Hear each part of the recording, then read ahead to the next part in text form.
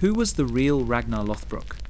A fearless Viking warrior, a cunning king, or just a legend woven from the threads of myth and history? His name echoes through the sagas: slayer of dragons, raider of kingdoms, and father to legendary sons. But behind the tales of glory lies a mystery.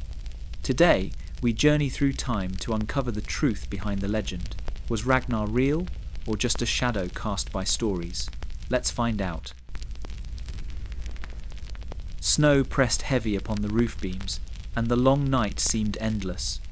In such a world, a man's breath rose like mist in the dim glow of tallow candles, while the wind clawed at the shutters, as if it sought to join the gathering within. Here, in the heart of Iceland, the tale of the real Ragnar Lothbrok began its written life. For centuries before, it had travelled only in the mouths of skalds, men whose tongues carried both the thunder of battle and the whisper of fate. Now, for the first time, the saga was pressed into ink and parchment, so that even when the fire died and the Viking man who spoke the tale turned to dust, his words would endure. The hall smelled of smoke, pine resin, and salted fish. Viking food, thick stews of barley and lamb, dried cod, and the tang of mead was laid before the listeners, who leaned close to catch each word.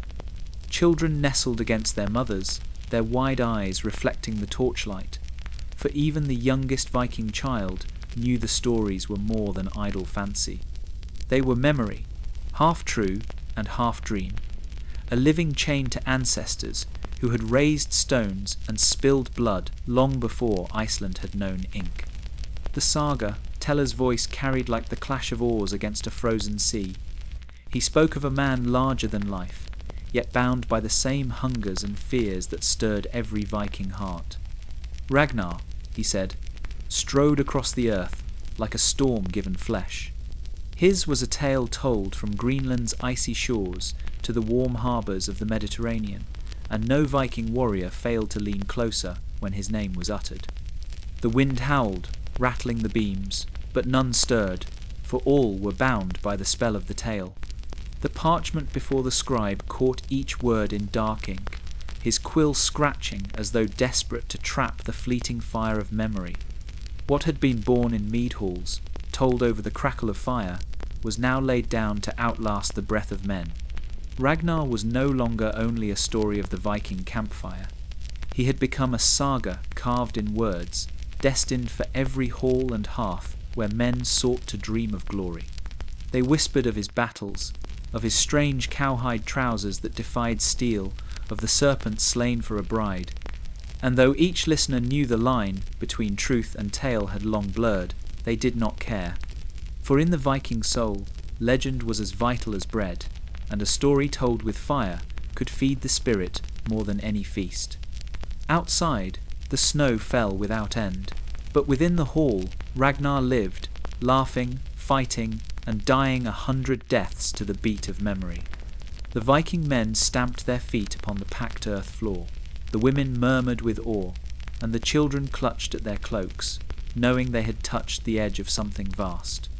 Thus, in that dark Icelandic winter, the saga passed from lips to parchment, carrying Ragnar Lothbrok into an eternity of sleep and story. The great bell of Aachen tolled for a king whose breath had ceased, and the sound rolled like thunder across the broken fields of Europe. Charlemagne was gone, and with his passing the earth itself seemed to tremble. Men who had once bent knee to his strength now lifted their heads in defiance, for without the iron hand of the emperor, the empire of the Franks cracked like thin ice beneath too many feet. In cloisters, priests muttered prayers for peace, yet their voices could not bind a realm unravelling. It was in this silence, in this gathering storm, that the north began to stir, and Viking ships pressed closer to the horizon. The land was divided like a carcass, carved by sons too hungry for power to remember their father's toil.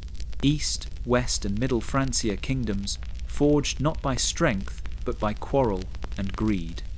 A Viking man, steering his longship along the coast of Gaul, would have seen not the might of Rome reborn, but villages without walls, rivers without watchmen, and towns fat with silver, yet defended by little more than weary peasants. To the Northmen, it was as though the Norns themselves had opened their loom, leaving loose threads for the daring to seize. The monks who guarded relics clutched their crosses tighter, for they had heard of raiders before. Yet now the stories came thicker, as though borne on the very wind. Charlemagne's armies had once kept them at bay, marching like iron across Saxon woods and rivers. But his grandsons squabbled over cloaks and crowns, while the Viking child, learning to hold an oar for the first time, was told that the south lay rich and ripe, awaiting the bold. In the halls of the Franks, nobles feasted on roasted meats, the wine spilling down their beards, while in the smoky hearths of Denmark, Viking food was plainer, smoked fish, black bread, and boiled lamb. Yet, from such simple fare, came men of iron sinew and fierce resolve. The Frankish lords feasted upon inheritance and squandered gold. The Viking warriors sharpened axes and looked upon the sea as their road to glory. Fields that once yielded grain for Rome's legions now lay trampled by the hooves of civil war. The blood of brothers stained the soil, and their cries reached no heaven. For every Frankish village burned by its own lord's quarrel, a Viking scout marked the weakness and carried it home across the waves. The whispers of monks and merchants told of divided kings, weak armies, and fat abbeys. To the seafarers of the north, it was a summons clearer than any horn. So the stage was set, a Europe fractured, its shield splintered, its sword dulled. A realm that had once humbled Saxons and bent kingdoms now stumbled blind upon the edge of ruin. Into that void would come the dragon-prowed ships, cutting swift through grey waters, their sails swollen with fate. And upon their decks the Viking men laughed, the Viking children dreamed of raids yet to come, and the world braced for the storm their hunger would unleash. The inheritance of kings is a dangerous gift, for it carries not only crowns and cloaks, but envy, betrayal, and the taste of blood. Among the Franks, it was no single heir who bore the burden of his father's legacy. Instead, their law split the realm, as one might carve a roasted stag, each son taking his portion until the beast was nothing but bones. Charlemagne's death was the moment the beast was slain, and with each carving hand, the mighty empire shrank. Where once a single voice commanded, now 3 kings quarrelled. Brothers who should have been bound by loyalty sharpened their daggers in secret. East, West, and Middle Francia rose as rival realms, lines on parchment that cut through the heart of Europe like sword strokes. A Viking man who peered upon this division saw not the power of empire, but the weakness of a fractured shield wall. A kingdom split is a kingdom half conquered, and the Northmen knew the smell of opportunity as keenly as a wolf scents wounded prey. The peasants in the fields knew it too. They felt the weight of new taxes from one lord today and another tomorrow. They bent their backs to the plough while armies marched past their cottages, trampling their wheat and stealing their cattle. The prayers they whispered at dawn were not for victory, but for survival. And in their fear, they became blind to the sails gathering in the north. For as one Frankish lord quarrelled with his brother, a Viking child was being told that his axe would one day cut through Frankish mail, and that beyond the sea lay fortunes greater than gold. The inheritance custom was no new curse. It had plagued the Franks for generations. Even as Charlemagne's crown gleamed, the rot lay beneath. A king's death was always the signal for knives to be drawn, for cousins and nephews to turn fields into battlefields. While the Viking food of salted fish and black bread bred hardiness in the north, the Franks feasted in candlelit halls, drinking deep of wine and letting their discipline soften. It was no wonder that when the dragon-proud ships appeared, the warriors of Francia were slower to muster, slower to march, and quicker to break. The nobles bickered, each guarding his small slice of land, jealous of his neighbour's grain, wary of his cousin's ambition. unity was a memory. Even when foreign raiders came, their response was fractured. One king sought peace, another war, and still another lined his purse with bribes and treaties that crumbled with the first clang of steel. The Viking warriors, hardened by the salt spray and the bite of the oar, saw it all as weakness. Where one Frankish army faltered, another would not rise in time, and so monasteries burned, villages emptied, and silver spilled into northern hands. The fatal inheritance was not merely a custom, it was a curse written into their blood. As the Frankish kingdoms shrank and splintered, the Viking men grew bold, the Viking women prepared feasts for returning raiders, and the Viking children dreamed of southern abbeys glowing with gold. The fate of Francia had been sealed not by northern axes alone, but by the hands of sons who carved their father's empire into morsels too small to defend. And so the stage was set for Ragnar and his kind, who would come not as beggars, but as kings of the sea, to pluck the fruit of a land divided against itself. The smoke of old wars had not yet faded when the Franks cast their gaze northward into the dark forests and misty shores where the old gods still held sway.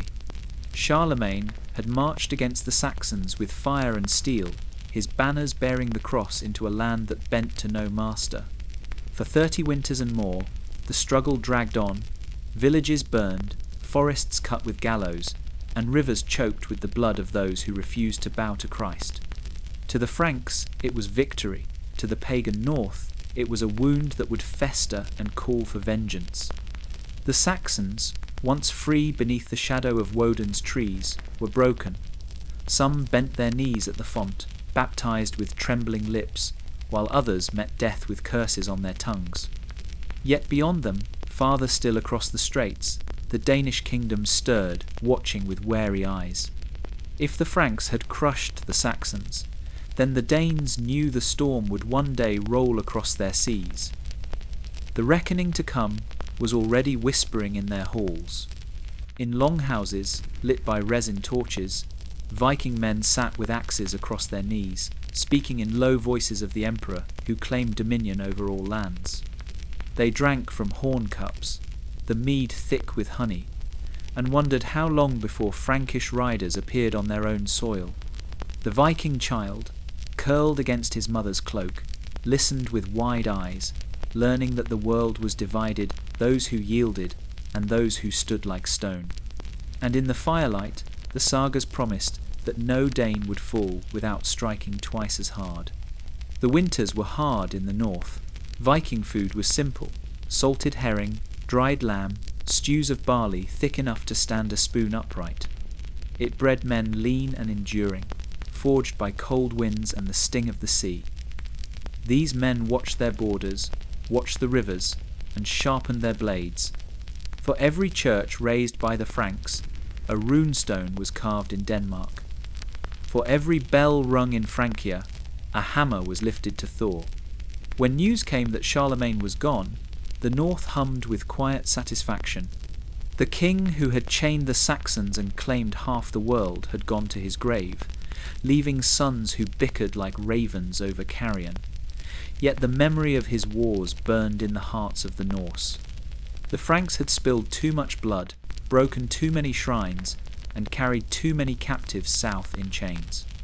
Now the sea itself seemed to whisper to the Viking warriors, urging them to take their vengeance in silver and fire. The reckoning was not a sudden storm, but a gathering tide. One longship became 10, and 10 became a fleet, their dragon prows gliding over grey waters. Frankish monks wrote of horror, but in Denmark it was seen as justice long delayed. The pagan north had endured Charlemagne's fury. Now it would answer with its own.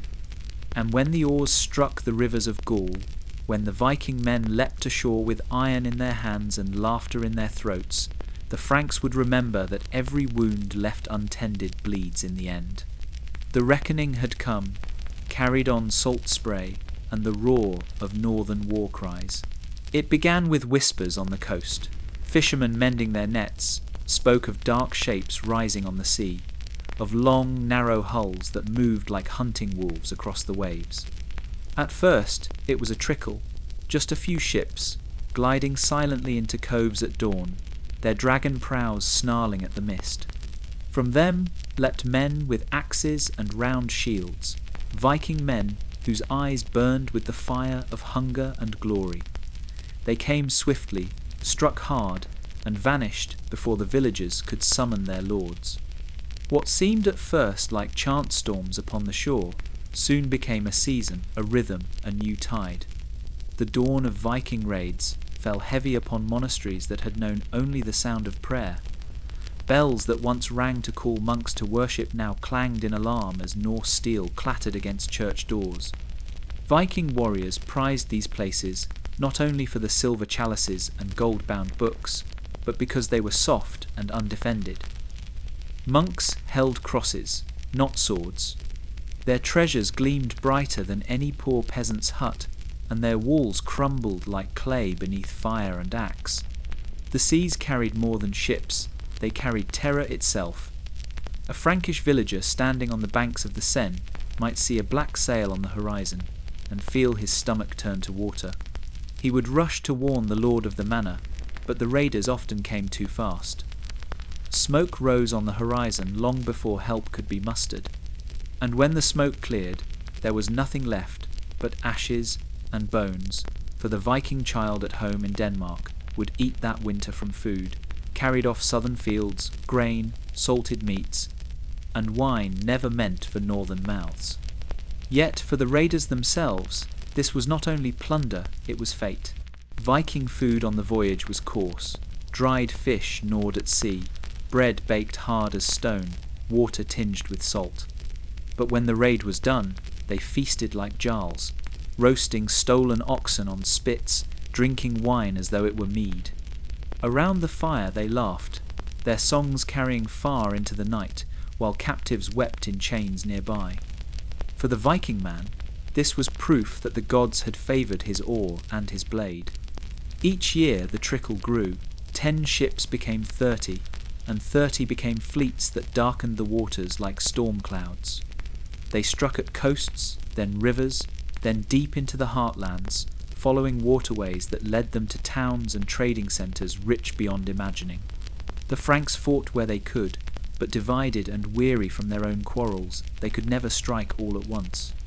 And so the raiders came, year after year, until their presence was no longer surprise but certainty. The dawn of Viking raids was not a single moment, but a gathering storm. A new age had arrived, born of salt water, hunger, and ambition. The dragon ships glided over the sea like living beasts, their oars beating as one, their sails swollen with northern wind. And when they came ashore, the world learned that no wall was too high, no bell too holy, and no land too distant to escape the reach of the north. The raiders had risen, and the age of the Viking had begun. The hall of Jelling trembled with voices.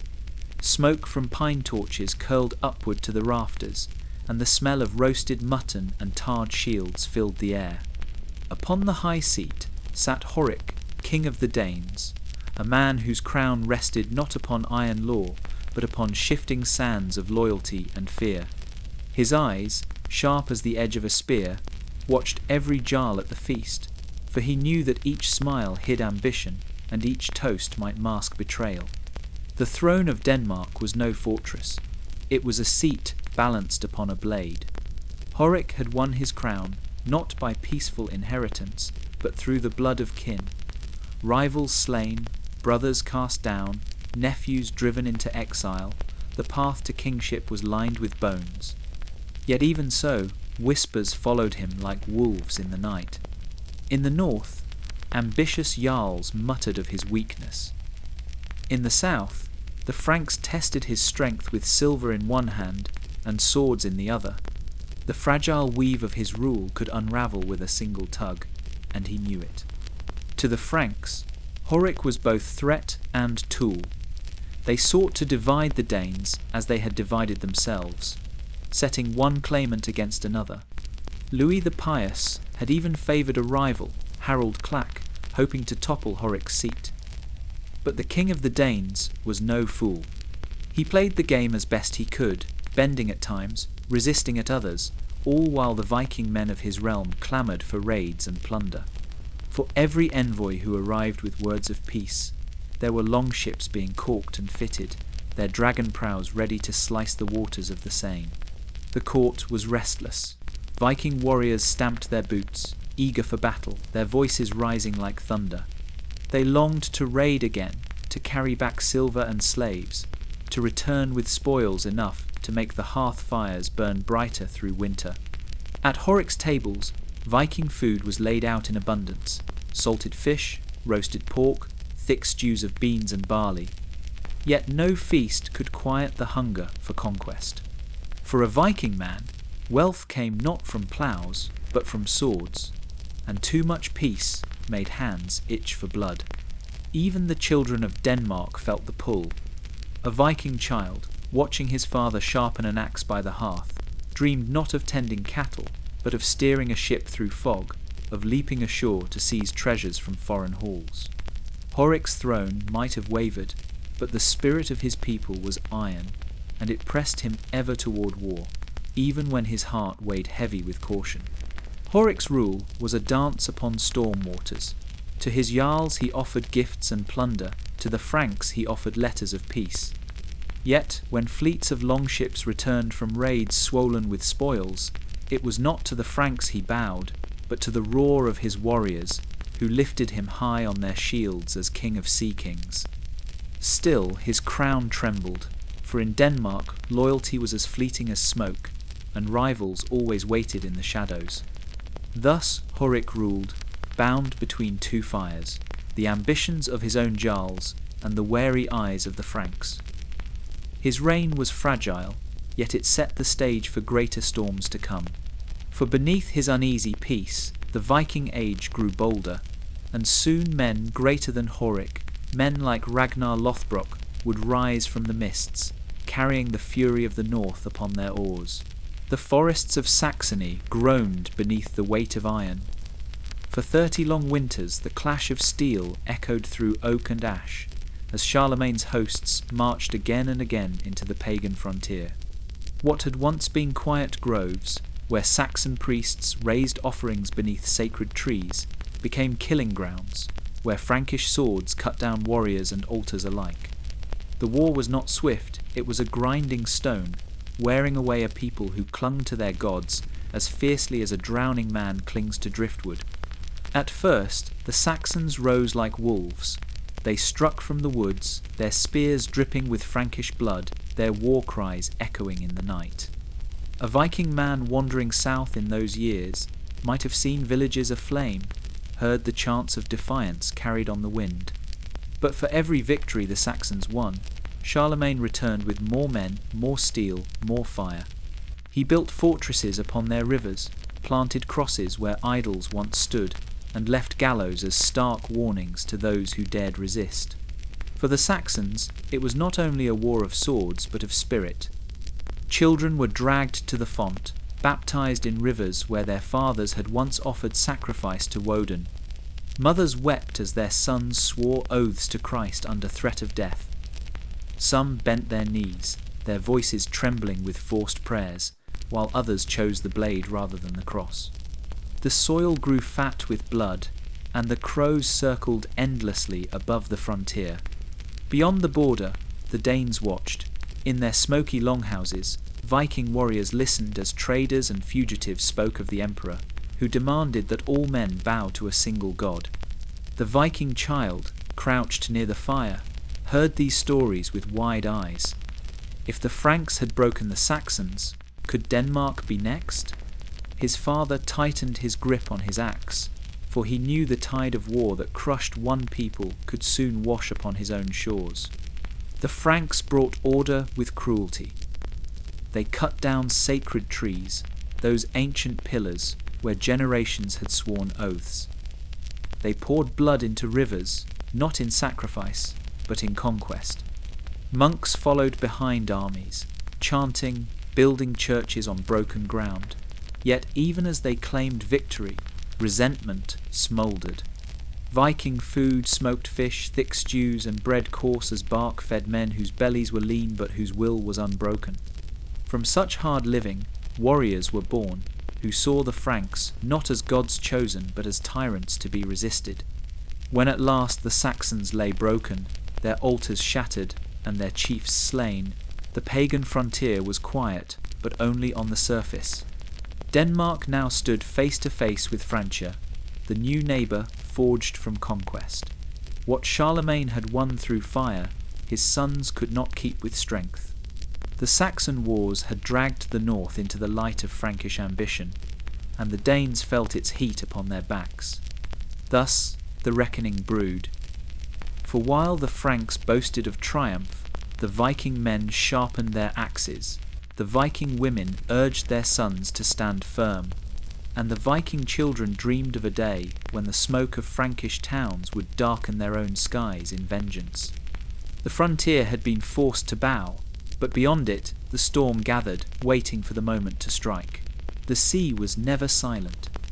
It groaned against the shores of Francia, carrying with it whispers from the north. Charlemagne, the great hammer of the Saxons, had heard those whispers long before they became screams. He knew the sea could deliver not only merchants and pilgrims, but prowling ships with dragon prows and warriors hungry for plunder. And so he set his mind not only to battles in the forests, but to the waters that lapped at his empire's edge. The coasts became his watchtowers, the rivers his guarded roads, and for a time the sea itself seemed to fear him. Charlemagne's coastal defences were no idle walls of stone. They were men disciplined, hardened, stationed where river met ocean. Squadrons of ships patrolled the mouths of the Seine, the Rhine, and the Loire. Watchmen scanned the grey horizon, ready to sound horns at the first glimpse of unfamiliar sails. When whispers came that a Viking man had landed with a few companions, the Emperor's riders descended swiftly, cutting down the intruders before they could vanish back into the sea. In his lifetime, the raids were but sparks, quickly stamped out beneath his iron boot. To the people of Francia, there was a sense of safety then. Monks in their abbeys copied books by candlelight, peasants ploughed their fields beneath the shadow of Frankish lords, and markets thrived along the rivers. Yet, even then, tales drifted south, of Viking food of dried fish and barley cakes carried on ships, of Viking children learning to row before they could grow a beard, of Viking warriors whose laughter was as fierce as their axes. The Franks dismissed these stories, for they had Charlemagne, and Charlemagne was a wall no tide could breach.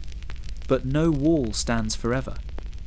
When the emperor's body was lowered into the earth at Aachen, the earth itself seemed to shift. The horns that once sounded with certainty now faltered. The coastal squadrons thinned, their discipline crumbling without his command. Where once a Frankish rider would arrive in hours, now it took days, and by then the raiders had come and gone, leaving only ash and silence. The first to notice were the fishermen. They saw the black shapes gathering again upon the waves, not just one or two, but many. They smelled smoke on the wind and heard the clash of steel drifting inland. The villages along the coasts began to burn, and monasteries that had once relied on the emperor's shield now lay open to the axe. The Viking man saw opportunity. The Viking child dreamed of rivers rich with plunder, and the Viking women prepared feasts for the men who would bring back silver and captives from the south. What Charlemagne had built in vigilance, his heirs squandered in quarrels. The coastal defences rotted, and with them the last barrier between the north and the heart of Francia. The floodgates groaned, then broke. The dragon ships poured through like storm waters unleashed, their sails black against the dawn. And with them came a new rhythm to life along the coasts, not of peace and prayer, but of fire, terror, and the unending beat of oars. The emperor was gone, and the sea no longer feared. It had become the road of the Vikings. The death of Charlemagne was like a great oak crashing in the forest. For years its roots had bound the earth, but when it fell, the soil split, and carrion birds circled overhead. Into that silence came the first fleet's long, narrow ships from the north, their dragon prows biting at the tide. They were not yet the vast armadas of later years, but hungry bands of raiders moving like wolves at the edge of wounded prey. The empire was fractured, its heirs at war, and the Vikings came to pick at the corpse. They struck first at the lonely places, where river met sea and watchmen had grown careless. A Viking man, guiding his ship through the fog, would see abbeys gleaming on the banks, their bells tolling for matins, their monks unarmed and unready. He would smile, for he knew these places held chalices of silver and books bound in gold, treasures that meant nothing to the gods of the north, but everything to men who wished to feast and boast. The clash was swift, the sound of axes on oak doors, the cries of monks drowned by the roar of fire, and then the raiders were gone, their ships heavy with plunder. The first fleets were small, no more than 30 ships at a time, yet 30 ships meant hundreds of Viking warriors, each man hardened by the sea, each blade thirsty for wealth. They struck like lightning, never in the same place twice, vanishing into the grey waters before the Franks could muster a defence. To the villagers left behind, it was as if storms had taken human form, sweeping in to leave ruin where once there had been life. At home in Denmark, the spoils were laid upon tables where Viking food was simple but plentiful. Salted herring, roasted mutton, bread torn by calloused hands, yet alongside them now glittered foreign silver and goblets filled with Frankish wine. Around the fire, the raiders laughed, their voices rising with the smoke, while children stared wide-eyed at crosses and relics taken from churches. For a Viking child, such treasures were proof that the gods favoured the daring, that beyond the horizon lay riches enough to fill the halls of Valhalla itself. The Franks called them pirates, but these men were more than thieves. They were scouts of a storm yet to come, testing the edges of a broken empire. Each raid carried news back to the north. The rivers are open, the villages are weak, the kings are too busy quarrelling to defend their shores. And with each whisper, more ships were built, more warriors readied, until the trickle became a flood. Carrion over a corpse, this was how the first fleets fed. Francia was no longer the land of Charlemagne, but of quarrelsome heirs and weary soldiers. The Viking men knew it. The Viking women prepared their feasts in expectation of spoils, and the Viking children dreamed of the day when they too would grip the oar and follow the long road of the sea. The corpse was vast, and the carrion had only just begun to feed. The clang of hammer on anvil once rang proud in the Frankish towns of Durad and Alcarin. Silver flowed there like water, struck into coins that bore the seal of kings, carried along rivers to markets from the Rhine to the sea. Merchants spoke of these towns with awe, for their mints poured out wealth enough to buy armies, to build abbeys, to feed 1,000 mouths. But silver that gleams too brightly is like blood to wolves. It calls, it tempts, and soon the longships came gliding toward it. At first, the townsfolk dismissed the tales. Rumours of northern raiders, of ships with carved beasts at the prow, and men with axes in their hands. These were stories to frighten children, they thought. Yet one morning, as the mist lay heavy on the river, the sound of oars beat like drums upon the water. A Viking man, tall and broad, stood at the prow, his eyes fixed upon the silver town ahead. Behind him, his brothers gripped their shields, the scent of salt and pine still clinging to their cloaks. They had come not for farmland or tribute, but for the heart of wealth itself, the silver and the sword. The attack fell like thunder. Doors were hacked from hinges, flames rose against the sky, and the cries of townsfolk mingled with the roar of raiders.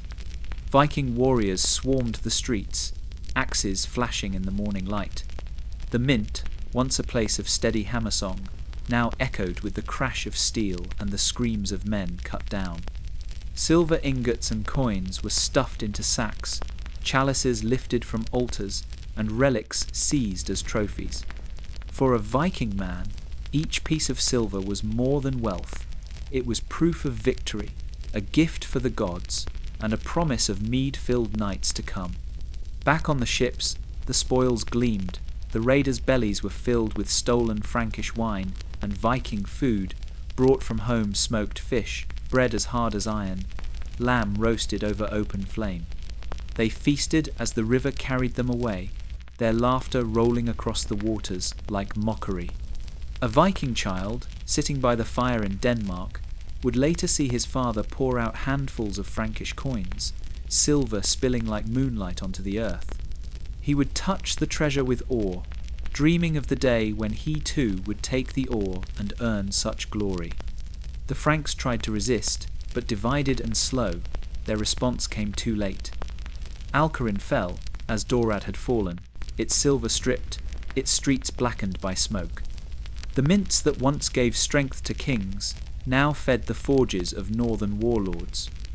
Axes were sharpened on Frankish whetstones, ships bought with Frankish silver, and feasts held with Frankish wine. The sword of the north grew keener with each sack, honed on the wealth of the empire.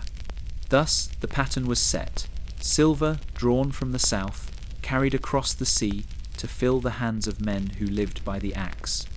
The towns of the Franks had thought themselves untouchable, but the Vikings had shown otherwise. Silver and sword, they walked together, each feeding the other, until the flood of raids could no longer be ignored. And in every gleam of coin, the Franks saw not only wealth lost, but the reflection of dragon prows returning again and again, hungrier with each tide. The monks wrote his name as Regin Herus, a shadow in their chronicles, a wolf who struck from the mist and vanished before dawn. To the Franks, he was a marauder, no more than another northern chieftain hungering for silver.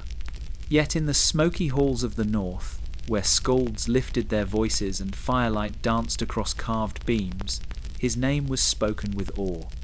Regin Herus, they whispered, but in their tongue. And in the sagas, yet unborn, he was Ragnar Lothbrok. He did not come as a petty thief. He came with the bearing of a king, though no crown bound his brow. A Viking man, whose laughter rolled like thunder in a storm, whose stride carried him across rivers and seas with equal ease. Some said he wore trousers boiled in pitch and cowhide, enchanted garments that no blade could pierce. Others swore he was kissed by Odin himself, his fate bound to a serpent's coil and a hall of endless ale. Whatever the truth, he was unlike the raiders who came before him. They plundered, Ragnar commanded. They fled, Ragnar lingered, daring kings to strike him down. In the Frankish towns, terror grew. Bells that once called to prayer now tolled in warning. Peasants fled to forests at the first rumour of dragon-prowed ships. And when Regin Herus came ashore, he did not creep like a thief, he strode like a conqueror. The clash of axes and shields filled the air, the smell of blood mixing with the smoke of burning thatch. To the monks who survived, he was a scourge from the sea. But to the Viking child listening by the hearth, he was a hero whose name would echo for generations. Ragnar's camps were not only places of war, but of feasting. Viking food was laid out on rough-hewn tables, fish smoked until it crackled, lamb roasted with herbs plucked from the wild, bread baked hard for the journey. Around the fires, warriors boasted of the towns they had sacked, silver spilling from their pouches, goblets lifted in toast to their leader. The skalds sang of Ragnar's daring, weaving half-truths and bright lies into songs that turned raids into legends. And Ragnar, listening, would smile, for he knew that in the north, a man was measured as much by his story as by his sword. Was Regin Herus truly Ragnar? The Franks could not know, for they saw only smoke, steel, and death. But the north remembered differently. The sagas that grew in Iceland centuries later spoke of him as Sea King, Serpent Slayer, father of sons who would shake the world. Between monkish ink and Viking memory lies a chasm, yet in that space Ragnar emerged no longer merely a warlord, but a legend draped in fire and mist. And so the name began to spread. Ragnar, the bane of the Franks. Ragnar, whose laughter rang louder than their bells, Ragnar, whose shadow loomed over river and coast alike. From the mists of chronicles and the songs of skalds, he stepped forth, and the world trembled at his stride. In the smoky warmth of a longhouse, where fire cracked and shadows swayed upon carved beams, the skalds told a tale that made even hardened warriors lean closer. They spoke of Ragnar, not as warlord or raider, but as a man who bound his fate in garments strange and wondrous his magical trousers. A Viking man might wear mail, another might trust in shield and axe, but Ragnar, they said, wrapped himself in cowhide, boiled in pitch until it grew stiff as iron. Hairy and foul-smelling, the trousers clung to his legs like the skin of a beast, and in them he strode where other men would falter. The story was not of war alone, but of love. For in a distant land dwelt a maiden named Thora, daughter of a jarl, her beauty likened to the sun upon the sea. Yet around her home coiled a serpent, a beast so vast its body circled her bower, its scales gleaming with deadly light. Many men had tried to slay it, and many bones lay whitening on the grass. It was said only a hero favoured by fate could strike the monster down and win the maiden's hand. Ragnar, hearing this, did not hesitate.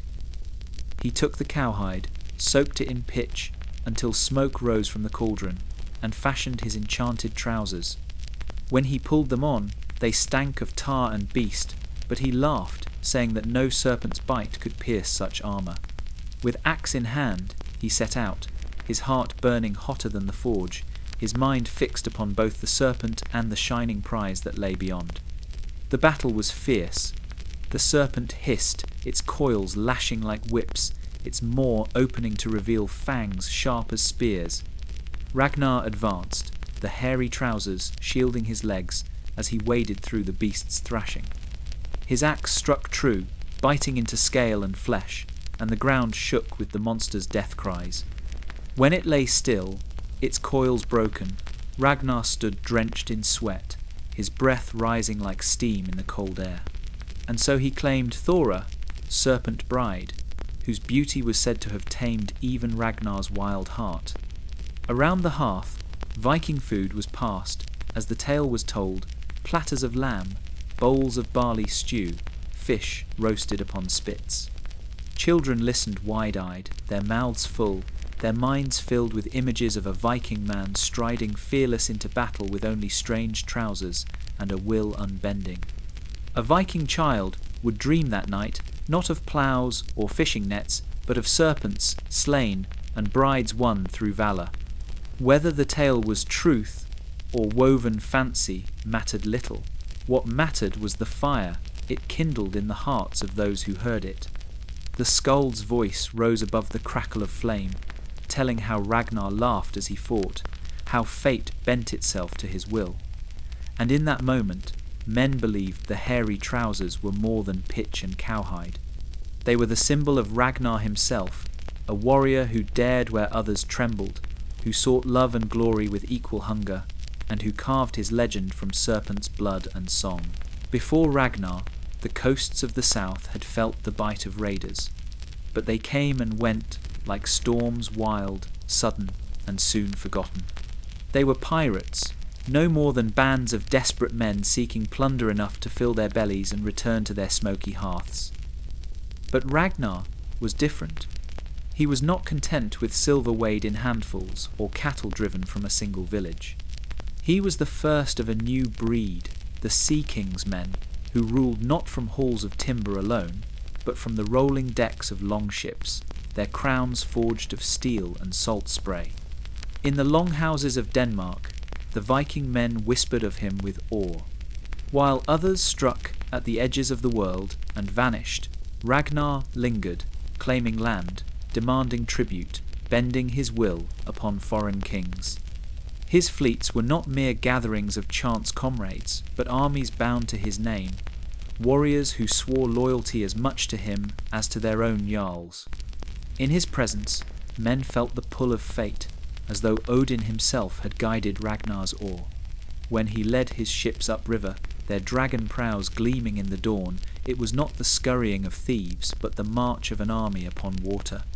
Villages fell silent at the sight, monks trembled in their cloisters, and Frankish lords sent riders in panic. For Ragnar's raids were not only for plunder but for power. He sought not just to steal, but to command, to bend kingdoms as he bent his own men. A Viking child watching from the shore would see him stride ashore, tall as a god, and believe that no foe could stand against him. His camps were alive with the sounds of feasting and planning alike. Viking food was laid in plenty herring smoked, until it snapped beneath the teeth, haunches of lamb roasted on spits, stews rich with barley and herbs gathered along the way. Yet amid the clatter of horns and the laughter of warriors, there was also strategy. Maps carved into the dirt, scouts sent to watch enemy movements, envoys dispatched with demands. Ragnar was no mere marauder. He was a king by sea, shaping the world with both sword and cunning. The Franks soon learned the difference. Where pirates struck once and vanished, Ragnar returned again and again, his fleets swelling with each voyage. Where pirates begged for ransom, Ragnar demanded it as a lord demands tribute. And where pirates fought only for themselves, Ragnar's men fought for his banner, knowing that his fortune was theirs, his victories their own. Thus the Age of the Sea Kings was born. Ragnar stood at its dawn, a figure both feared and admired, a Viking man whose name carried across waters like a storm wind. Other warlords would follow his path, seeking to crown themselves with waves and steel, but it was Ragnar who first showed what such power could mean. He was not bound to one land, one hall, one kingdom.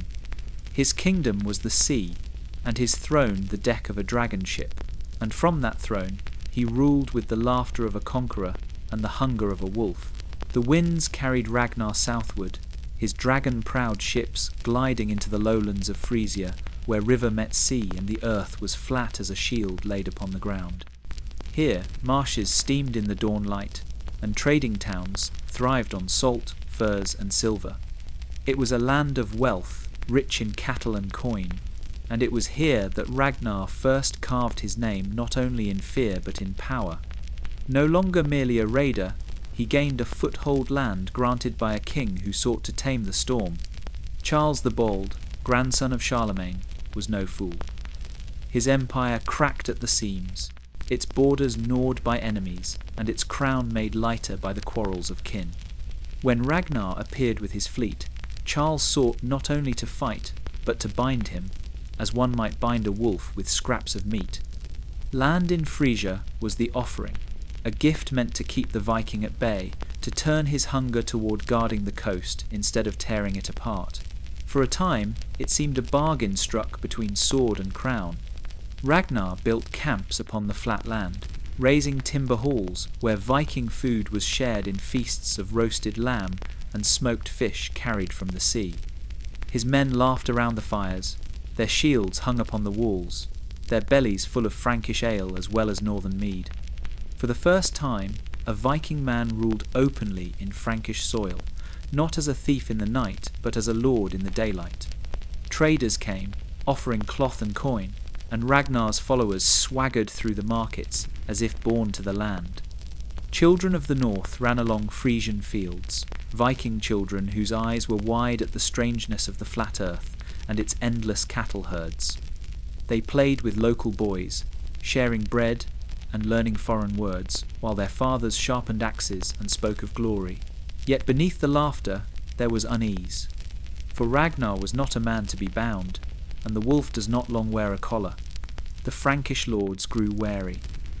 They whispered in Charles's ear that no Viking should be trusted, that Ragnar's gift of loyalty would one day turn to fire.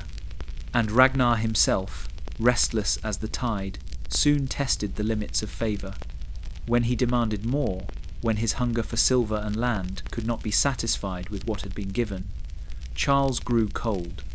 Suspicion became anger, and anger became action. The land was stripped from Ragnar, the favour of the king withdrawn like mead spilled upon the earth. So swiftly had he risen, so swiftly did he fall. Yet Ragnar was no petty lord to wither when cast aside. He gathered his men, tightened his grip upon his sword, and turned his gaze once more to the sea. For the sea was ever his true kingdom, and no Frankish king could strip it from him. Thus, Frisia was both gift and lesson. It showed that Ragnar was more than a marauder, that a Viking man could hold land and rule as any lord. But it also showed that kings feared him, that favour was fleeting, and that power gained from another's hand could be snatched away as quickly as it was given. In the end, Ragnar laughed, for he knew the land of Frisia was but a stepping stone, and greater prizes yet awaited across the waters. The dawn of 845 broke with a mist that clung heavy to the Seine, wrapping the river in a shroud of grey. From the banks, peasants squinted into the fog, hearing first the steady rhythm of oars, then the low growl of voices carried on the wind. Out of the haze emerged shadows, long and thin, like serpents sliding down the river's spine. Then the shapes grew clearer dragon-prowed ships, one after another, until the water seemed alive with scales and teeth. 120 longships cut through the current, their sails swollen with northern wind, their decks crammed with warriors. 5,000 Viking men, armoured in mail and leather, shields glinting, eyes burning with hunger for silver and fire. Francia had never seen such a storm. At their head was Ragnar. He stood tall upon the prow, his cloak whipping in the breeze, his hand resting upon the haft of his axe. To his men, he was more than a warlord. He was the Sea King who led them into glory, the man whose name was already being sung in mead halls across the north. Behind him, warriors roared their chants, a sound that made even the river seem to tremble. To the villagers on the banks, it was the voice of doom itself, a tide of iron and wood descending from the pagan north. The ships rowed as one, the oars striking the water like drumbeats of war. The smell of tar and salt clung to the fleet, mingling with the leather of shields and the sweat of men packed shoulder to shoulder. Viking children, left behind in Denmark, would one day hear of this voyage in awe, told how their fathers rode upon a floating army that turned the Seine into a road of conquest. When they landed, the terror was swift. Towns were plundered before the bells could sound. Monks fled their cloisters, clutching relics to their chests, only to be cut down as the Viking warriors poured through gates and doors. Smoke rose in pillars, blackening the sky, and the air stank of burning thatch and spilled blood. A Viking man laughed as he hefted a silver chalice, tossing aside the sacred book it once adorned. To him, wealth was wealth, and the gods of the north demanded offerings no less than those of Christ. The feasting that followed was as fierce as the battle. Viking food, thick stews of lamb and barley, bread torn with rough hands, fish roasted on spits was laid out alongside stolen Frankish wine and golden cups. Warriors drank until their voices thundered through the camp, boasting of the ease with which they had shattered the defences of the south. Ragnar himself strode among them, his presence like a flame in the night, reminding them that this was only the beginning. The Franks, paralysed by fear, scrambled to respond. Charles the Bald gathered his armies, but the fleet was too vast, too sudden, too terrible. The Seine belonged to the north now, its waters bearing dragon ships deeper into the heart of Francia. And in the smoke and ruin left behind, the people whispered a name, Ragnar Lothbrok, the Sea King who had come with 5,000 Viking warriors, and who left the land trembling in his wake. The Seine curled like a silver serpent through the heart of Francia, its banks lined with orchards and fat fields, with towns that rang each morning with the toll of bells. Yet in the spring of 845, that serpent carried death upon its back. 120 dragon-prowed longships glided along its waters, their sails blotting out the horizon, their oars slapping the river in perfect rhythm. At their head stood Ragnar, cloak snapping in the wind, eyes fixed on the city that lay beyond. Before Paris could tremble, Rouen would burn. The town awoke to the sound of horns, not their own, but those of the raiders. Viking men swarmed ashore, shields upon their arms, axes in their hands. Their boots trampled the green fields that only days before had been filled with the scent of blossom and tilled earth. Smoke rose quickly, thick and bitter, as thatch caught fire beneath their torches. The air filled with screams, the cries of townsfolk fleeing, the wails of monks clutching relics, the clash of steel as a handful of desperate defenders stood against the tide. They were swept aside, broken as easily as reeds before a flood. Ragnar's warriors poured into Rouen, their laughter mingling with the crackle of fire.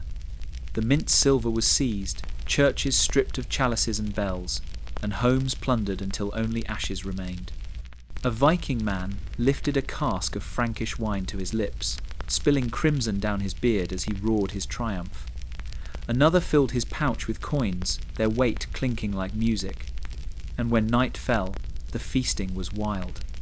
Viking food was spread across tables, hastily taken roasted lamb, stolen from abbots' kitchens, fish from the river's nets, bread torn and soaked with wine. By the fire, warriors sang to the gods, praising Ragnar who had led them into such plenty. The road to Paris stretched before them, fertile lands ripe for pillage. The Seine was their highway, carrying the fleet deeper into the heart of Francia. Each bend in the river revealed another village, another farmstead. Smoke rose behind the fleet like a trail of scars, marking the wake of the dragon ships. To the peasants, it seemed as if the sea itself had broken its banks and poured its fury across the land. Children huddled in barns, clutching one another, while mothers whispered prayers to saints. But in Denmark, Viking children would one day hear the tale differently, of how their fathers swept through rich lands, seizing treasures beyond imagining, their courage unmatched, their ships groaning with spoils. What was terror in Francia became glory in the north, told over horns of mead and etched into memory. Ragnar marched with the confidence of a man favoured by fate. His eyes lingered not on the flames of Rouen, but on the towers of Paris, rising distant through the haze of smoke and mist. Each farm raided, each church stripped bare, was not only plunder, but a message. No wall was high enough, no river strong enough, no king powerful enough to keep the Vikings at bay. The Seine was theirs now, and upon it Ragnar strode like a conqueror. And so the road to Paris lay open, scarred by fire, echoing with fear, and marked by the laughter of the Sea King and his host. The bells of Paris rang out on Easter morning, their voices calling the faithful to prayer. The air was sweet with spring blossoms, the streets alive with processions of worshippers dressed in their finest cloth. Yet beyond the walls, the Seine carried a darker hymn. The beat of oars rose like a drum of doom, and the mist parted to reveal dragon-proud ships, their sails swollen, their decks bristling with shields. 5,000 Viking men advanced, their laughter carried on the wind like a taunt to Christendom itself. At their head stood Ragnar, cloak whipping about him, eyes fixed on the island city. He had chosen this day not by chance, but by cunning. Easter, the holiest of feasts, the day of triumph over death. To strike, then, was to wound not only the body of Paris, but the soul of its people. As the bells tolled, the first torches were lit. Ragnar's men stormed the fertile outskirts, their axes gleaming, their voices rising in war cry. Smoke billowed into the spring sky, blackening the very air of worship. Fields that had only just begun to bloom were trampled underfoot.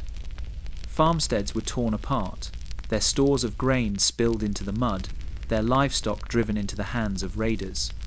Churches, adorned with candles and flowers, became pyres, their relics ripped from altars, their chalices carried off as trophies.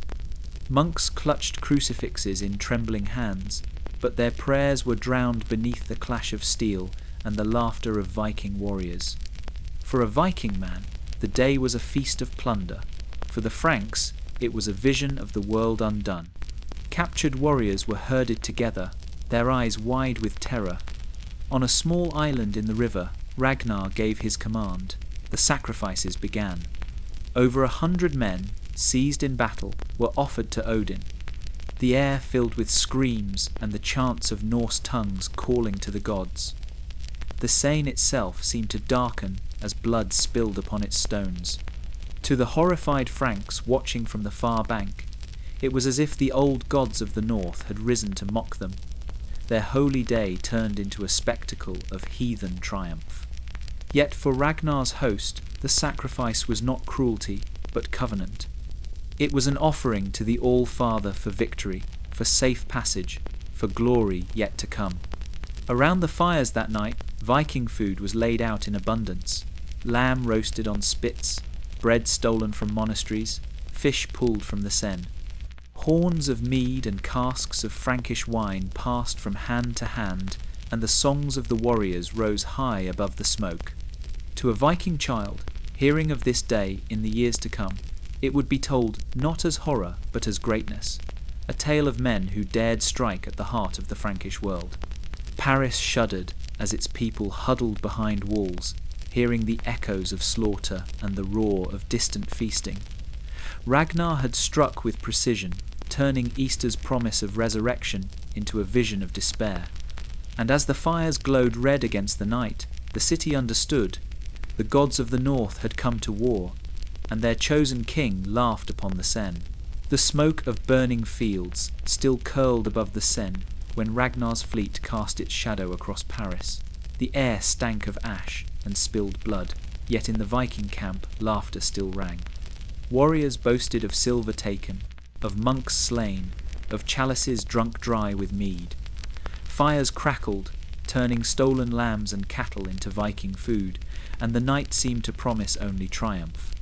But fate often walks unseen, and in the shadows of that victory crept an enemy no sword could cleave. It began with a cough. One warrior, strong as an oak, bent double by a fit that rattled his chest. Soon others followed skin pale, sweat beading on their brows, though the air was chill. The boasting grew quieter, the laughter weaker, until the camp was filled, not with song, but with the sound of hacking, groaning, and prayers muttered in Norse tongues. The plague had come, silent as mist upon the river, striking harder than any Frankish blade. Ragnar watched as his warriors faltered. Men who had stormed Rouen with fire in their eyes now shivered beneath furs, their lips cracked, their breath shallow. The ground grew heavy with sickness, the air rank with the stench of fever and death. The ships that had once gleamed with shields now carried the wheezing and the dying. Each deck a floating bier. A Viking man who had dreamed of gold now lay still as stone, his axe slipping from his weakening grasp. A Viking child, far away in Denmark, would one day hear that even Ragnar's strength could not shield his men from the unseen hand of the gods. To the Franks within Paris, the sight was no accident, but miracle. They whispered of Saint Germain, the long-dead bishop whose bones lay enshrined in their city. It was he, they said, who had risen from the grave to defend the faithful. No army could have stopped Ragnar's 5,000 warriors, but the saint's spirit had unleashed pestilence, cutting down the pagans as surely as angels had smitten Pharaoh's host. Priests carried relics through the streets, chanting that the wrath of heaven had saved them where swords could not. Yet in the camp, the Viking warriors told another tale. They said Odin had demanded greater sacrifice, that the blood spilled on the small river island had not been enough. Some swore they had seen Valkyries walking among the dying, gathering the bravest to carry them to Valhalla. Others spat into the mud, cursing Frankish saints and their feeble gods, vowing to return with stronger hosts and cleanse the land in fire. Ragnar himself is said to have laughed, even as his army withered. Not the sword of Charles, nor the shield of Christ, he mocked, but a dead man's ghost lays us low. Whether his voice carried despair or defiance, no monk could know. What they remembered was this: the mighty host that had blackened the Seine was broken not by steel, but by pestilence. So the legend grew. For the Franks it was Saint Germain's miracle. For the North it was proof that even in defeat the gods tested their chosen. and for the Viking child listening by the hearth, it was a reminder that fate spares no man, not even Ragnar Lothbrok, whose shadow had stretched across kingdoms. Disease, unseen and unstoppable, had turned triumph to ash, and Paris was spared, if only for a time. The Seine still reeked of smoke when Charles the Bald, grandson of mighty Charlemagne, faced a choice no king wished to make. His armies lay scattered, his nobles muttered in discontent, and Paris trembled with fear. Beyond its walls, Ragnar's fleet waited, 120 dragon ships strong, their decks heavy with 5,000 Viking men who had already turned Rouen to cinders. The Frankish king knew he could not break them by sword, and so, in desperation, he reached for silver. 6,000 pounds of it, coins and ingots dragged from treasuries, stripped from churches, even torn from the reliquaries of saints. The treasure was heaped in carts, guarded not by soldiers but by trembling clerks, who crossed themselves as though the act of surrendering holy wealth were a sin greater than theft. To Charles, it was no offering but a ransom, a payment to buy peace where strength had failed. To the Northmen, it was something else entirely. Tribute, a gift from the weak to the strong. When the silver was delivered, Ragnar stood among his men, cloak billowing in the river wind. He lifted a handful of coins, letting them spill through his fingers like water, laughing at how easily kingdoms could be bought. Around him, Viking warriors roared their approval, slapping shields and calling upon Odin, for never before had an enemy king paid so vast a price for mercy. This was not mere plunder taken by axe and fire. It was wealth freely given, a recognition of their power. The first Danigeld. That night, the camp was a riot of feasting. Viking food filled the tables, smoked fish, lamb roasted over spits, barley stews thickened with Frankish grain. Horns of mead and stolen wine flowed like rivers. A Viking man, his hands heavy with silver, boasted that he would return home with more wealth than any jarl before him. A Viking child, sitting by the hearth in Denmark years later, would hear how his father returned not with empty hands, but with treasure willingly laid at his feet by a defeated king. For Charles the payment was bitter. His nobles sneered, calling it cowardice, yet they had no better answer to Ragnar's fury. He consoled himself that peace had been bought, that the raiders would depart, and his realm would endure. But what he did not see was the seed planted that day. The Danes had learned that silver flowed more easily than blood. Why break a shield wall when gold might be coaxed instead? Why starve in a siege when kings would open their treasuries like frightened monks opening cloisters? Thus a tradition was born. The Danigeld became a rhythm of the age, silver flowing north as steadily as the tides. It fattened the halls of Denmark, funded new ships, and sharpened new axes. Ragnar himself was said to have mocked the Franks, boasting that he had found a kingdom more eager to pay him than to fight him. And so the bargain of 845 echoed through generations. To the Franks, it was shame. To the Vikings, it was triumph. For every coin given was more than ransom. It was tribute, proof that the world itself bent before the sea kings. And as the silver vanished into dragon ships bound northward, the lesson was clear. Fire and sword could wound a kingdom, but silver could buy its very soul. The sails of Ragnar's fleet swelled with northern wind as the dragon ships cut their way home. The Seine lay behind them, heavy with smoke and the memory of fire, and in their hulls groaned treasure enough to weigh the ships low in the water. Silver clinked in sacks, goblets of gold gleamed in the torchlight, and barrels of Frankish wine sloshed at the warriors' feet. 5,000 Viking men had carved their will upon Francia, and now they returned as victors, their laughter rolling across the waves. When they landed upon the Danish shore, the longships were emptied in a storm of celebration. Shields were stacked in rows, treasures piled high upon the sand. The air filled with the smell of roasting meat, of pinewood smoke, of salt spray carried inland by the tide. Viking food was laid out in abundance, smoked herring, lamb spitted over flames, bread coarse but filling, and casks of wine stolen from Parisian cellars. Horns of mead clattered against golden cups, and warriors feasted until their voices shook the rafters of the longhouse. At the heart of it all stood Ragnar, tall and proud, his voice booming above the din. He boasted of how Paris had cowered, how Charles the Bald had paid him £6,000 of silver to depart. He laughed as he spilled coins upon the floor, letting the children run among them like autumn leaves. A Viking child, gazing wide-eyed, reached down to clutch a piece of Frankish silver, knowing he held in his hand proof of his father's glory. Ragnar's tales grew taller, with each horn drained how the saints themselves had risen against him in plague, how he had mocked them with laughter, how even the gods of the south bent before the fury of the north. But in the high seat, King Horik of the Danes watched with a face carved from stone. His smile was thin, his eyes sharp as a spear point, for Ragnar's triumph was a double-edged sword. The people roared his name louder than their king's. The jarls who feasted seemed to lean toward Ragnar's voice, not Horik's command. What was Horik, if not the lord of the Danes? Yet here was Ragnar, a Viking man returned with silver enough to buy loyalty, with fame enough to challenge even a king. Whispers drifted like smoke in the rafters. Some jarls muttered that Ragnar had grown too bold, that a wolf fattened on silver might turn upon its master.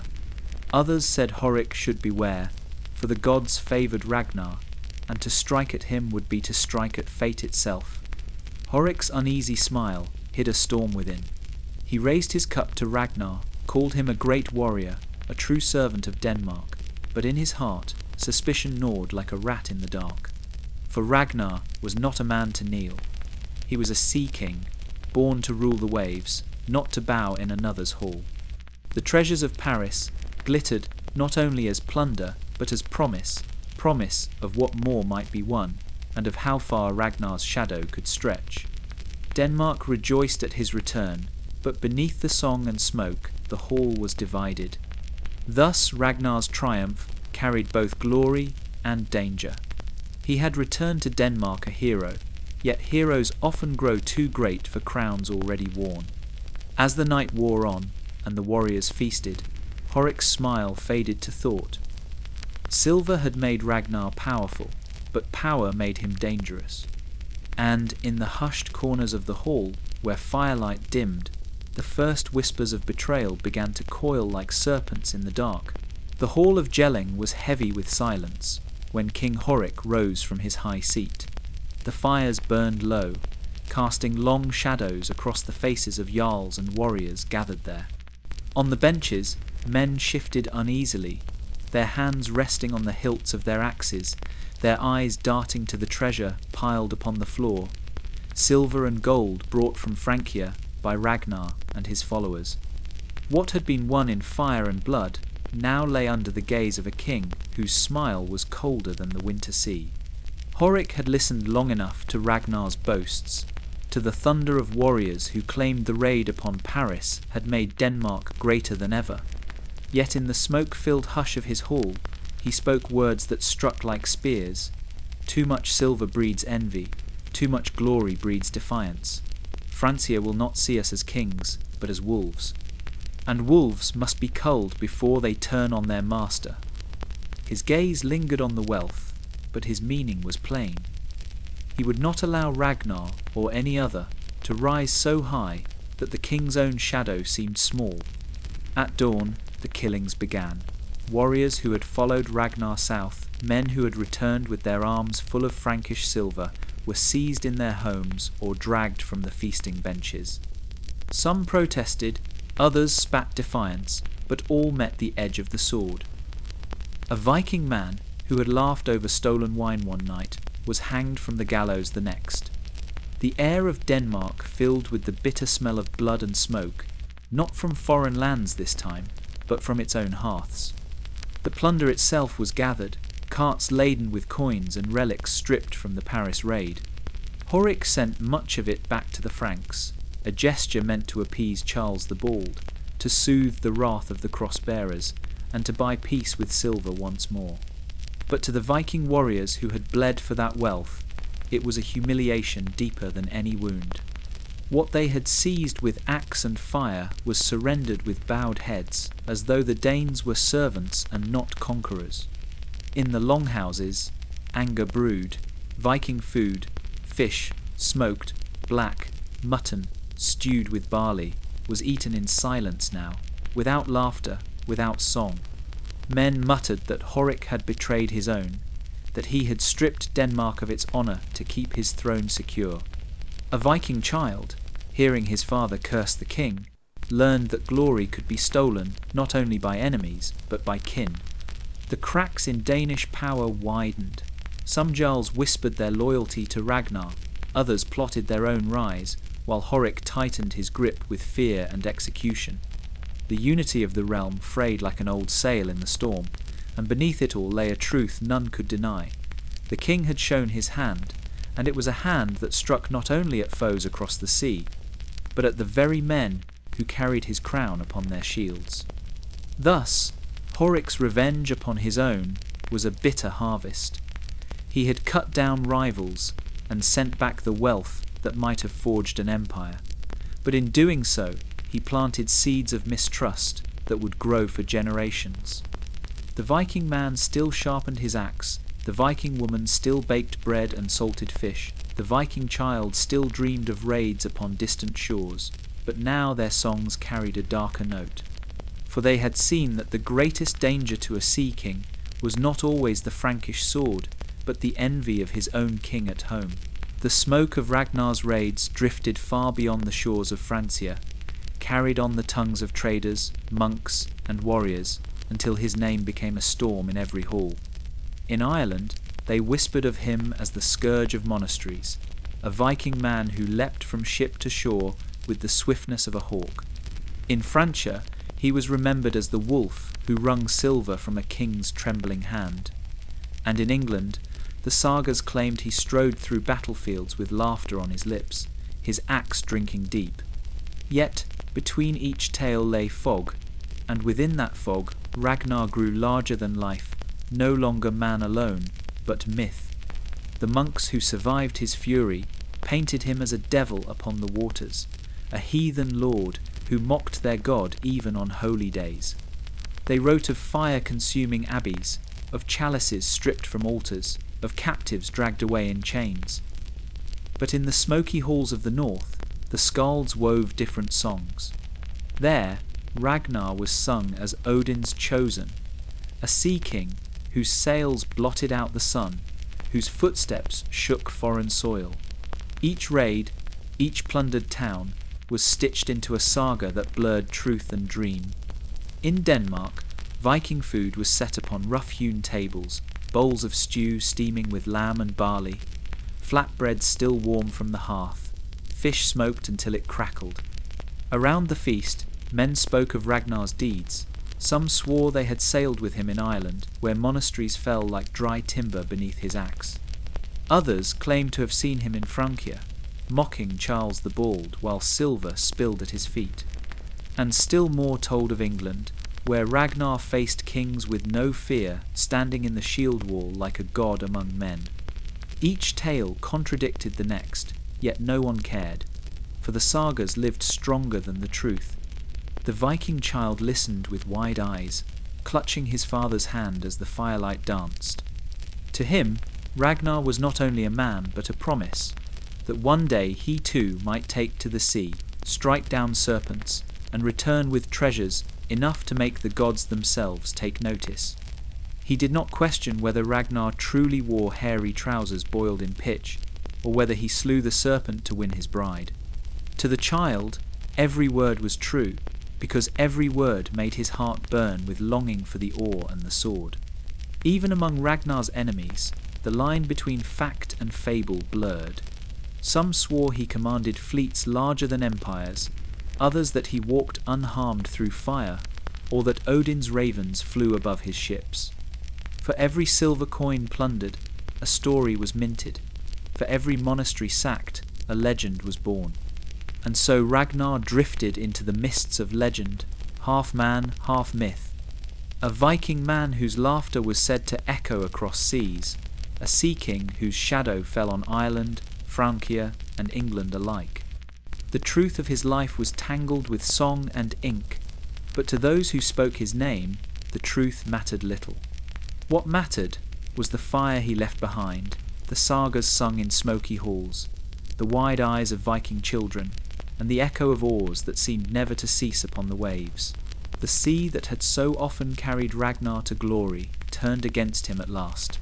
Storm clouds rolled black across the sky, the waves rising like walls of iron. His longship, once steady as a stallion, groaned beneath the fury of the waters.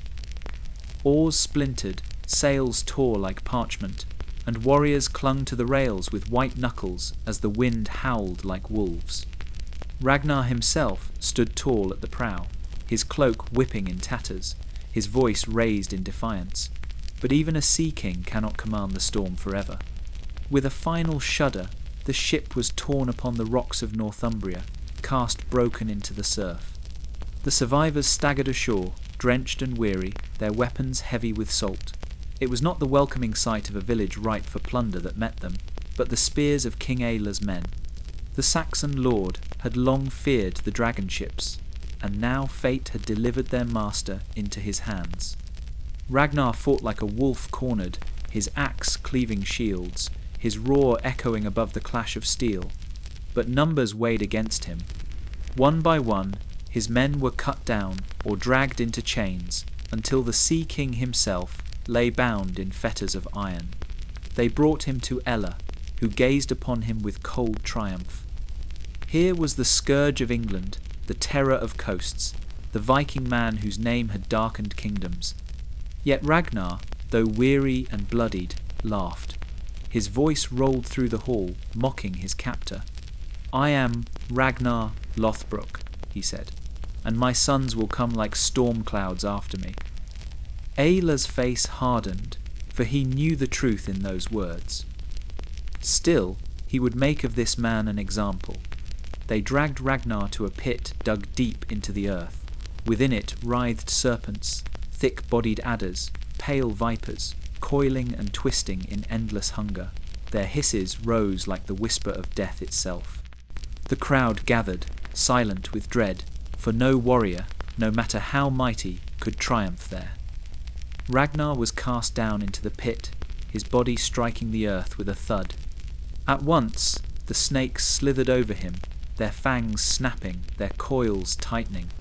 Yet even in agony, Ragnar laughed. The sound chilled the air, for it was no mortal cry, but the laughter of a man who mocked death. "It gladdens me to know," he sang, "that my sons will carve the eagle upon your back, Ella." His voice rose above the hissing, carrying into the night. The serpents struck again and again, but the Sea King's defiance did not falter.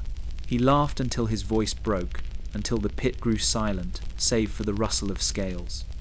In Denmark, the tale spread swift as fire. Around the hearth, Viking food was set out, barley stew, roasted lamb, smoked fish, while skalds raised their voices to tell of Ragnar's fate. Viking children shivered as they heard of the snake pit, yet their hearts burned when the skalds spoke of Ragnar's laughter, unbroken even in death. For what greater glory could there be than to die with a smile, to leave the world mocking your enemies? Thus Ragnar met his end, not by sword or storm, but by serpents in a king's cruel pit. Yet in his death he won immortality, for no chains could bind his spirit, no venom silence his legend. The Viking man who laughed in the face of death became more than warrior. He became saga, carved forever in the memory of the North. The pit stank of earth and venom, coils shifted in the gloom, scales scraping against stone, tongues flickering like black fire. Ragnar lay among them, his body pierced by countless fangs, yet still he laughed. The sound rang strange and terrible, echoing against the walls, as though mocking both pain and death. The Saxons above shuddered, for they had expected screams. Instead, they heard the laughter of a dying Viking, wild and unbroken, rising from the shadows like the roar of a storm. King Ella stood at the edge, his cloak heavy on his shoulders, his face set in grim triumph. He had captured the scourge of his shores, the Sea King who had raided his land and mocked his rule. Yet even Ella felt unease, for Ragnar's eyes gleamed with something more than madness. They gleamed with prophecy. "How the little piggies will grunt," Ragnar cried, his voice strained but steady, "when they hear how the old boar has suffered." His words cut deeper than any blade, for they carried across kingdoms, carried to ears not yet present the ears of his sons. The serpents coiled tighter, their venom burning like fire in his veins. Still he refused to yield. A Viking man was measured not only in battle but in death, and Ragnar would not let fear stain his name. He sang of Odin's hall, of benches being made ready, of horns filled with ale, of warriors gathering to greet him. His laughter mingled with song, a sound that made even the Saxon guards cross themselves in dread. For what kind of man mocked death itself, turning torment into triumph? Only a Viking, only Ragnar. The news of his end flew swift across the sea, carried by merchants, whispered by captives. In Denmark, the fires of the longhouses crackled as skalds retold the tale. Around them, Viking food was set in abundance bread, dark and coarse, lamb roasted with herbs, smoked herring, laid upon wooden platters. The warriors ate in silence at first, listening to how Ragnar had met his death. But when the skald sang of his laughter, of his fearless words cast like spears into the face of his enemy, the hall thundered with approval. Horns of mead clashed together, and the warriors shouted Ragnar's name, their voices shaking the beams above. The Viking child, crouched near his father's knee, stared wide-eyed as the tale unfolded.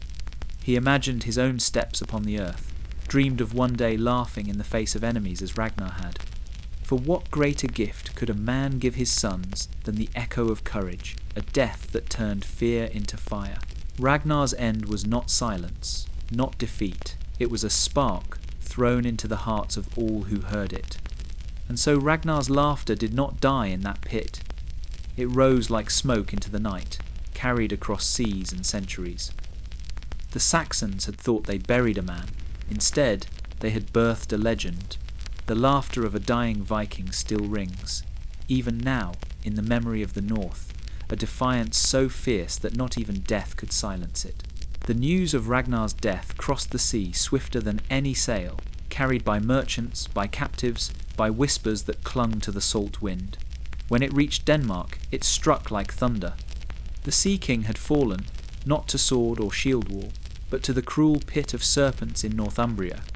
Yet his end was not silence. It was the spark that lit the hearts of his sons, each one a storm in his own right. Ivar, the Boneless, Bjorn, Ironside, Uber, Halfdan, and Sigurd Snake in the Eye. The names were spoken in firelit halls with awe and dread. Were they men of flesh, or legends born from Ragnar's laughter? Ivar the Boneless was the strangest of them, a Viking man whose legs failed him, yet whose mind was sharper than any sword. They said he moved on crutches of iron, his body frail, but his cunning vast as the sea. He could weave a battle as a skald weaves song, turning weakness into strength. Some swore he was a sorcerer, his pale eyes reflecting the will of the gods. In him lived the patience of a wolf, and when he struck, it was with jaws that never loosened. Bjorn Ironside was his opposite, a giant of a Viking warrior, whose flesh seemed made of iron, who bore wounds that would have slain other men yet fought on laughing. He roamed far beyond the northern seas, down into the warm waters of the south where olives grew and Roman stones still stood. There he carved his name upon the coasts, plundering as though Odin himself had marked the world for him to devour. Ubba and Halfdan fought as brothers bound in blood and fury. They stood in shield walls that stretched like forests of oak, their axes rising and falling until the earth was slick with their enemies' lifeblood. Songs told of their raids in England, of kings cast down, of banners raised high with ravens stitched in black. Where their longships landed, fire followed, and no Saxon could stand against their wrath. And Sigurd Snake in the Eye, the youngest, bore upon his flesh the mark of otherworldly fate. In his gaze was the glimmer of a serpent's coil, a reminder of Ragnar's own strange destiny. He fought with a ferocity that seemed more than human, as though the serpent's spirit coiled within him, striking swift and sure at those who stood in his way. Around the hearths of Denmark, Viking food was set platters of salted fish, lamb roasted and dripping with fat, bread torn by eager hands. Over it, the skalds sang of Ragnar's sons, their voices rising with the smoke. Viking children listened wide-eyed, hearing not just of men, but of giants, heroes, perhaps even demigods. Were they of mortal blood, or were they woven of saga and dream? None could say. What was certain was this: Ragnar's death had not ended his story, it had multiplied it. His sons carried his name upon their sails, each raid a vengeance, each victory a monument. And whether warriors or legends, they strode from their father's shadow to cast their own, shaping an age where the raven banner flew high and the world trembled at the steps of Ragnar's brood. The word of Ragnar's death fell upon Denmark like winter frost, cold, sharp and merciless. Skalds sang of the pit of serpents, of the laughter that had echoed even as venom coursed through the sea king's veins. His sons heard the tale, and their hearts turned to iron. In smoky halls and torchlit chambers, they gathered, their voices low at first, then rising like the crash of waves upon rock. The oath of vengeance was born, not in whispers, but in fire. It was Ivar the Boneless who first broke the silence. Though his legs were weak, his hands trembled with fury as he carved runes into the table before him. Ella will choke on his crown, he said, his pale eyes blazing. His words were not wild but cold, sharp as the bite of steel. A Viking man who could not walk unaided would command armies instead, and none doubted his will. Halfdan sat with a board of carved chessmen before him. When the news came, he gripped one piece a king and crushed it in his fist until the wood splintered.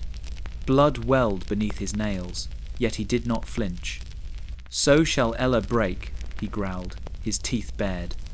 The pieces scattered across the floor, clattering like bones, a sound that seemed to seal the vow. Ubba's roar shook the rafters. He struck his axe into the table, splitting the oak with a single blow. "No snake pit shall be his end alone," he swore. "The land of the Saxons will drown in fire until no man remembers their king without spitting his name." The warriors around him roared in answer, their fists pounding against their shields, the hall thundering like a storm. Sigurd Snake in the Eye, marked with the serpent's gaze, lifted his cup but did not drink. His voice was quieter, yet all leaned in to hear. "I saw it in a dream," he said. "Our Father, laughing still, calling us across the sea. The raven banner must rise, and we must carve his vengeance with blood." The mark in his eye gleamed in the torchlight, and some swore they saw the serpent coil and move within it. Bjorn Ironside sat apart, his great hands resting upon his knees. He did not speak until the others had finished. Then he rose, towering above them. "We are Ragnar's sons," he said simply, his voice like a hammer striking an anvil. "And the earth itself will remember us." He drew his sword and cut his palm, the blood dripping onto the table. One by one, the brothers did the same, their hands pressed together in a seal stronger than iron. That night, Viking food was set before them, smoked fish, lamb, roasted upon spits, black bread broken and shared. Yet they ate little. Their hunger was not for meat but for vengeance. Around the hall, Viking children watched with wide eyes, knowing they witnessed the birth of a storm. In the years to come, they would tell how the sons of Ragnar swore their oath, how chess pieces splintered, how bloodied nails marked the table, how vengeance was forged not of words, but of blood. And so, the vow was made. Ella had thrown their father to serpents, but the sons of Ragnar would become a storm of ravens, their sails black upon the horizon. The oath of vengeance was carved into their hearts, and nothing, not sword, nor shield, nor kingdom, could stand against it. The sea carried more than ships, it carried vengeance. After Ragnar's laughter was silenced in Ayla's pit of serpents, the north was filled with fire. Skalds sang his end in every hall, and each word was like kindling piled upon the hearts of his sons. When the oaths were sworn, the raven banner was raised, and the dragon ships began to gather. One by one, fjords filled with sails, and harbours thundered with the hammer of oars. What rose from the north was no raiding party, no fleeting band of pirates. It was an army, vast as a storm cloud. The Saxons would call it the Missile here, the great heathen army. From Norway, Denmark, and beyond, Viking men came, answering the call of Ragnar's blood. They came not only for silver but for vengeance, not only to plunder but to conquer. Shorelines blackened with ships, and rivers groaned beneath their weight. At their heart were Ragnar's sons Ivar the Boneless, Bjorn Ironside, Ubba, Halfdan, and Sigurd Snake in the Eye, each carrying the fury of a fallen father. When the fleet crossed the sea, it seemed as though the ocean itself had risen against England. The horizon vanished beneath sails, dragon prows snarled at the sky, and the beat of oars struck the waves like thunder. The people of the Saxon kingdoms, Northumbria, Mercia, Wessex, looked upon that host with dread, for never before had such numbers descended upon their shores. What once had been raids, swift and cruel, was now an invasion born of vengeance. The land shook beneath their march. Villages burned, churches were stripped of gold, and monasteries that had stood for centuries fell in days. The Saxons, divided by rival kings and quarrels, faltered before the flood. A Viking man drove his axe through a monastery door as easily as through a shield, laughing as relics spilled into his hands. Behind him, warriors feasted on Viking food stolen from English stores, bread softer than northern loaves, ale dark and thick, meat spiced with herbs unknown in Denmark. To the raiders, it was as if the gods themselves had laid out a banquet. Yet not all was revelry. Captives were bound, kings were toppled, and land after land bent beneath the raven banner. In the smoky halls of England, Saxon lords argued, prayed, and despaired, for they saw in the great heathen army not men but fate itself, carried upon the tide. To resist was to face the fury of Ragnar reborn in his sons. Back in the north, Viking children listened as the skalds told of the vast host their fathers had joined.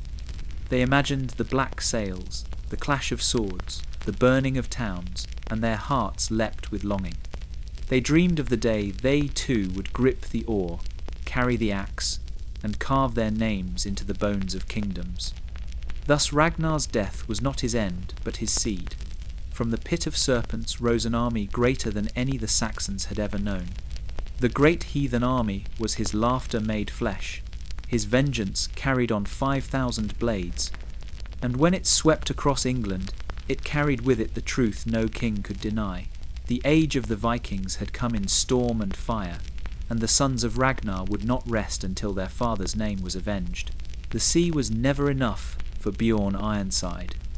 Where other men were content to raid the green shores of England or the fat rivers of Francia, he cast his gaze farther, toward the southern sun, where marble cities gleamed and ancient walls rose high above the waves.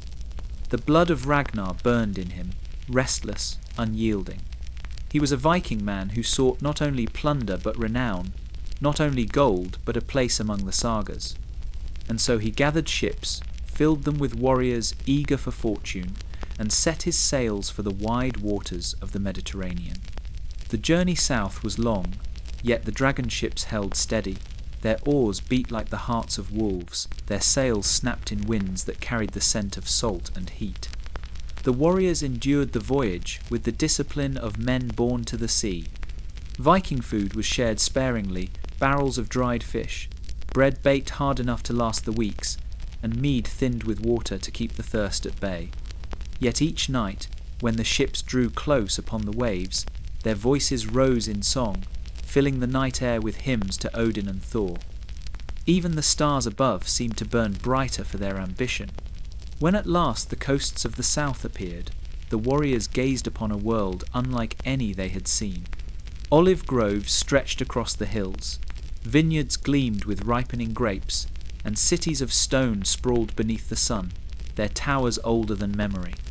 To the eyes of a Viking child back in Denmark, such tales must have seemed like dreams, the land of endless summer, where treasures lay waiting for bold hands.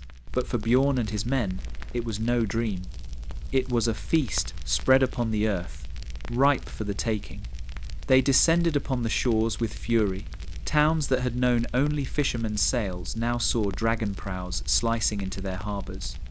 Viking warriors stormed through markets heavy with silks and spices, their axes dripping with blood, their laughter echoing against stone walls that had once resisted empires.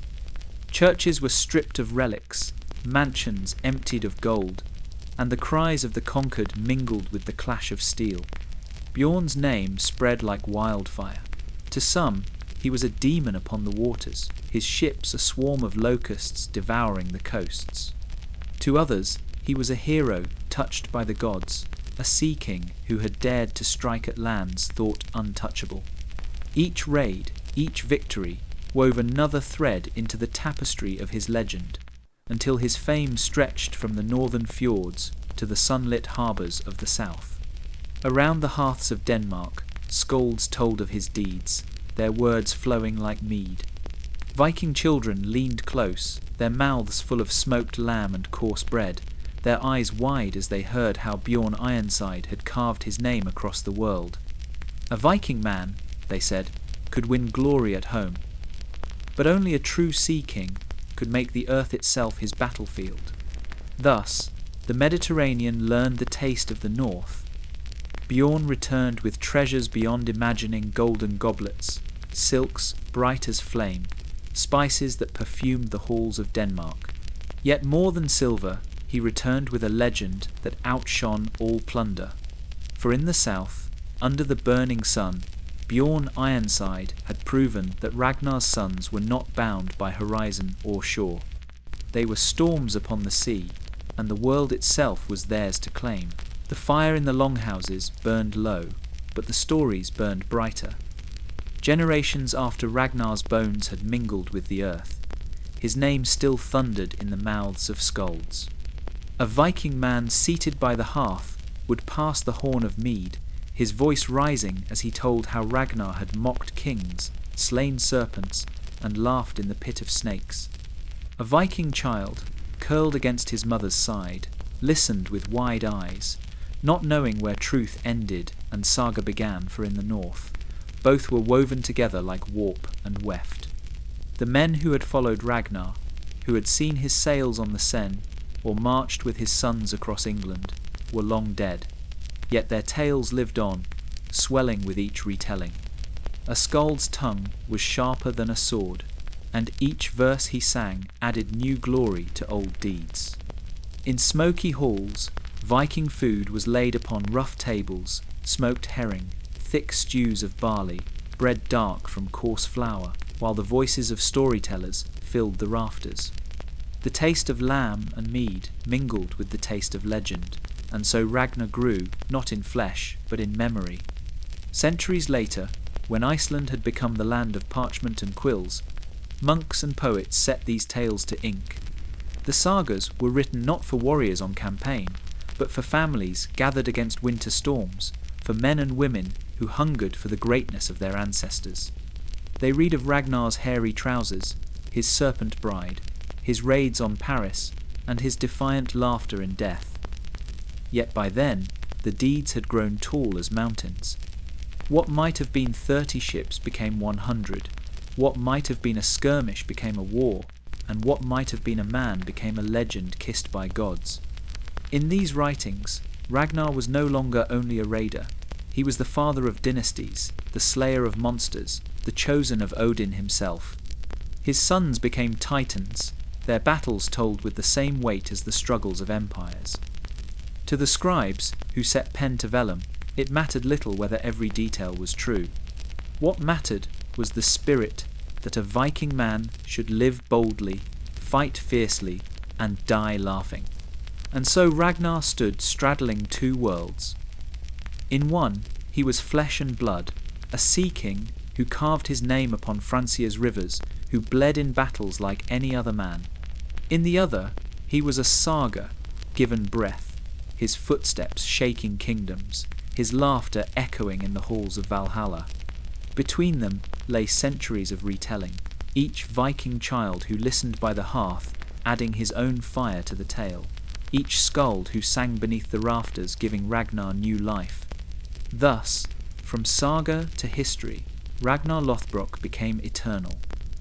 Whether warlord or myth, serpent slayer or sea king, his story endured, swelling with every telling. And in the end, it mattered little whether he was as the monks wrote him, or as the skalds sang him.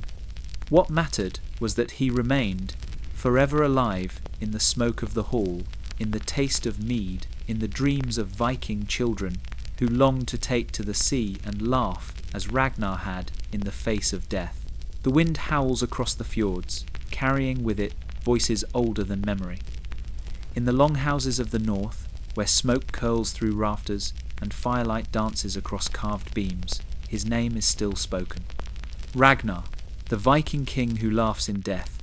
His shadow stretches far beyond his time, woven into every saga, etched into every rune, carried on the lips of skalds who keep the old songs alive. Though his bones lie long turned to dust, his spirit lingers, unbroken, like the echo of an axe upon a shield. A Viking man seated at the hearth still tells his children of Ragnar, of how he mocked kings, how he defied serpents, how he went to his grave not with cries of fear, but with laughter booming in the darkness. The Viking child listens wide-eyed, clutching a piece of bread in his hand, the taste of barley and smoke sharp upon his tongue. To him, Ragnar is not a tale from long ago, but a living presence, a beacon showing how a man should face the storms of fate, with courage, with cunning, with joy, even in the jaws of death. The sagas remember him as both man and myth. He was the raider who blackened Francia's rivers with dragon ships, the sea king who weighed down his hulls with silver, the serpent slayer who won his bride with hairy trousers boiled in pitch. He was also the father of legends, Bjorn Ironside, Ivar the Boneless, Sigurd Snake in the Eye, and the rest, each carrying his fire into the world. Yet, beyond the details, beyond the battles and the plunder, it is his laughter that endures. In every hall, when the skalds sing of Ragnar's end, their voices rise to mimic his mirth, and the hall roars with approval. For in his death lies his immortality. The Saxons thought they had silenced him, casting him into the pit of serpents. Instead, they gave him to eternity. His last words, his fearless grin, became a saga greater than any coin or crown. The Viking food set upon the table, smoked herring, roasted lamb, bread, dark and coarse, is eaten with more relish when Ragnar's story is told. Each bite becomes part of the remembrance, each horn of mead lifted in his honour, each song a thread binding the living to the dead.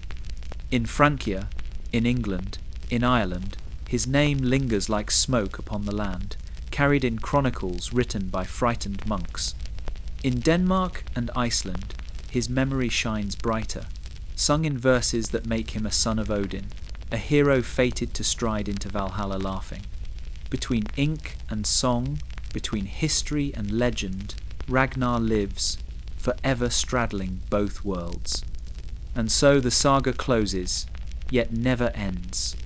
For every time a Viking man sharpens his axe, every time a Viking woman tells her child the old stories, every time a Viking child dreams of dragon-proud ships cresting the horizon, Ragnar Lothbrok rises again.